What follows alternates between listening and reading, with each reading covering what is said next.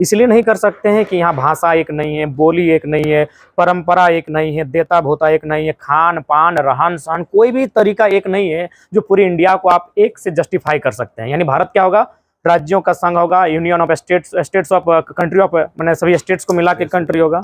तो कहीं ना कहीं उसी क्रम में आज अगर हम झारखंड की बात करें तो झारखंड भी अपनी वही पहचान मांग रहा है, जो पहचान गुजरात के पास है, जो पहचान महाराष्ट्र के पास है, जो पहचान तमिलनाडु, तेलंगाना, आंध्र प्रदेश और बिहार, बंगाल के पास है। झारखंड भी वही पहचान मांग रहा है कि झारखंडी कौन, क्योंकि ये भारत देश का है कि नागरिकता देश देता है, सिटीजनशिप हमारी इंडियन है, लेकिन डोमिसाइल की अगर हम बात करेंगे तो एक स्टेट ही दे सकता है, यानी हम किसी राज्य के मूल निवासी हो सकते हैं।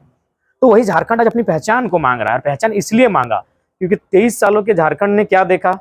सबसे पहले हमारे जो हक अधिकार लगातार हाशिए पे जा रहे हैं, हमारी नियुक्तों की बात करें तो लगातार हाशिए पे जा रहे हैं। अगर आप बिहार से ही उदाहरण लें तो शायद बिहार में 67 या 68 बीपीएससी हो चुका है, झारखंड के 23 सालों में मात्र 7 जेपीएससी।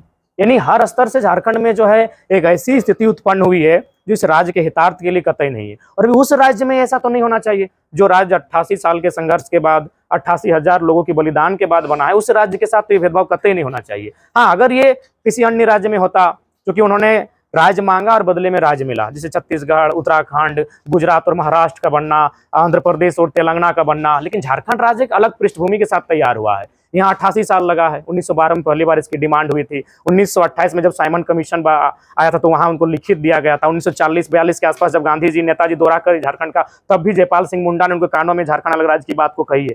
क्यों कही है? नहीं, एक ऐसी भूमि है जो एक संस्कृति को जीती है, एक कल्चरल आइडेंटिटी को जीती है, और कहीं ना कहीं उसी आइडेंटिटी को झारखंड मांग रहा है। तो वही हमारा सवाल है, वही हमारा मैंने हम मांग रहे हैं पूरे भारत से अपना हिस्सा मांग, जो हमें मिला है, जो बिहार के तत्कालीन बिहार का 46% भूभाग हमें मिला था, उनके हिस्से में 54% था।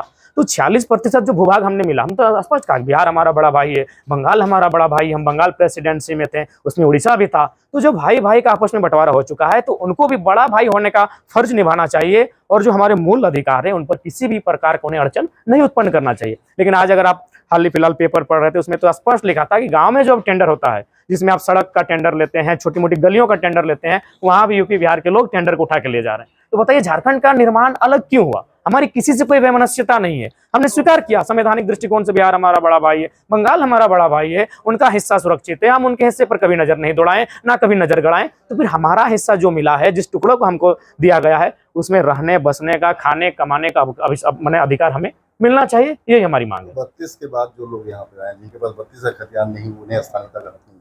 देखिए, अगर इस पर हमने एक गंभीर सवाल है तो गंभीर उत्तर भी हम देंगे। बिल्कुल, क्योंकि अगर हम इस तर्ज पे अगर असम की बात करें तो वहाँ 1947 से पहले जो झारखंड के लोग गए, बाकायदा मेरी कम्युनिटी के भी गए, कुर्मी कम्युनिटी के, उन्हें वहाँ टी ट्राइब्स कहा गया, असमी नहीं कहा जाता है। तो अगर उस तर्ज पे कहेंगे तो फिर वो, लेकिन हम चाहते हैं कि अगर ऐसी समस्या है राज्य में, जो लोग किसी भूभाग से आकर यहाँ बसे हैं, लेकिन शर्त है कि वो उनका उस भूभाग में, क्योंकि कई सालों से, कोई अगर 50 सालों से 100 सालों से अगर यहाँ बसा है और इस भूभाग में अगर वो 1932 खतियानदारी या फिर खतियानदारी नहीं है, तो सरकार एक आयोग का गठन करे और एक समय निर्धारण करे, और उसके बाद उस गठन आयोग का जिम्मा सौंपे कि ऐसे लोगों को चिन्हित करके सामने लाया जाए जो वास्तव में हकदार रखते हैं कि वो अपनी भूभाग को खो चुके हैं।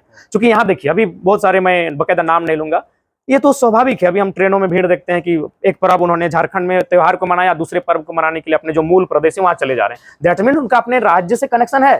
तो भाई ये तो कहीं ना कहीं दो थाली में खाना और हमारी थाली को छीन कर खाने के जैसा है। इसलिए अगर कोई लोग ऐसे हैं तो उनके लिए एक आयोग का गठन हो, बाकायदा आज मंडल कमीशन चर्चा पर है, तो उसको लगभग 1952 के आसपास उसकी स्थापना हुई थी और 90 में उसका रिपोर्ट दिया गया था जब बीपी सिंह की गवर्नमेंट बनी। तो जब 42 साल लगा उनको संघर्ष करने में, तो 5 साल संघर्ष कीजिए, एक आयोग का निर्माण हो, वो आयोग तय करेगी कि ऐसे लोग अगर हैं तो उन्हें चिन्हित करें, हमें कोई आपत्ति नहीं है। लेकिन अगर स्थानीयता की बात आएगी तो स्थानीयता में हम स्पष्ट कहना चाहेंगे, लोग अच्छा कहें या बुरा कहें, स्थानीय वही कहलाएगा जो इस भूभाग के अलावा कहीं किसी भी प्रकार का कोई अधिकार नहीं रखता हो। बिल्कुल, ये बहुत महत्वपूर्ण बात की आपने।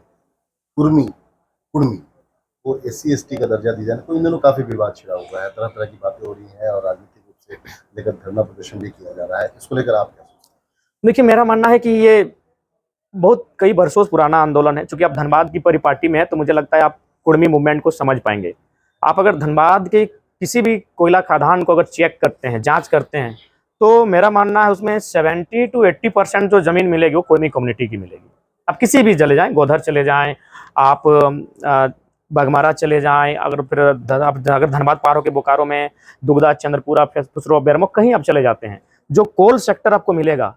और एक मजेदार बात, जहां डीबीसी की स्थापना हुई, 2 जगह डीबीसी की स्थापना हुई है, तो दोनों गांव मैक्सिमम कुर्मियों के हैं। तो इसका मतलब था, जब भारत आजाद हुआ तो उन्होंने देखा कि मैक्सिमम जो खनिज मिनरल्स है वो इस समुदाय की जमीन पर है। अतः उस समय चालाक लोग, जिन्हें खनिज संपदा पर अधिकार करना था, एक छत्र अधिकार करना था, जिन्हें देश की सत्ता संपत्ति पर एक छत्र अधिकार करना था, उन्होंने चालाकी के साथ इसे हास्यपरा माने दोहन कर दिया। लेकिन आज भी हमारा मानना है इस पर एक सर्वेक्षण हो और जांच पड़ताल हो, और ये लड़ाई कोई माने गैर संवैधानिक नहीं है। संविधान और जो भी हमारे इससे पहले के गैजेट्स हैं उनमें इनको दर्शाया गया है। बाकायदा आप अगर कुर्मी और कुर्मी का अध्ययन करें तो आप तो पत्रकारिता से हैं, आप यहीं बहुत सारे धनबाद में जो बिहार यूपी से आए हुए कुर्मी भाई लोग रहते हैं, उनसे और हमारा जीवन का तुलनात्मक अध्ययन कीजिए। उनमें गोत्र होता है, हमें गोष्ठी होती है। जैसे वे होते हैं सांडील, कश्यप इत्यादि लिखते हैं, हम लोग कड़वार, सांखवार, मुत्रवार, छुछुरवार लिखते हैं। यानी उनका जीवन शैली हमें बहुत भिन्नता है। हम लोग मांदर की थाप में हमारा जो विवाह करने की पद्धति है, उनके जो विवाह करने की पद्धति है, उसको देखिए। हमारे गांव चलिए, हमारे जो पूजा करने की पद्धति है, पेड़ के जो उन चीजों को अध्ययन कीजिए। क्योंकि आप लोग पत्रकारिता से हैं, तो हम चाहेंगे इस समस्या का निराकरण करने के लिए पत्रकारिता एक पहल करे। क्योंकि हम चाहेंगे कि राज्य में 2 बहुत बड़ी आबादी एक दूसरे के अगर आमने सामने है, तो उसमें पत्रकारिता का भी रोल हो उस समस्या का समाधान करने के लिए। तो आप लोग एक आंकड़ा दीजिए, देश को, इस राज्य को आंकड़ा दीजिए। क्योंकि बहुत सारे धनबाद मुझे लगता है जो बिहार और यूपी मूल के जो कुर्मी हैं और हमारे जो टोटमिक कुर्मी है वो रहते हैं, उनके जीवन शैली को आप अध्ययन कीजिए, आपको बहुत सारे उत्तर वहीं मिल जाएंगे।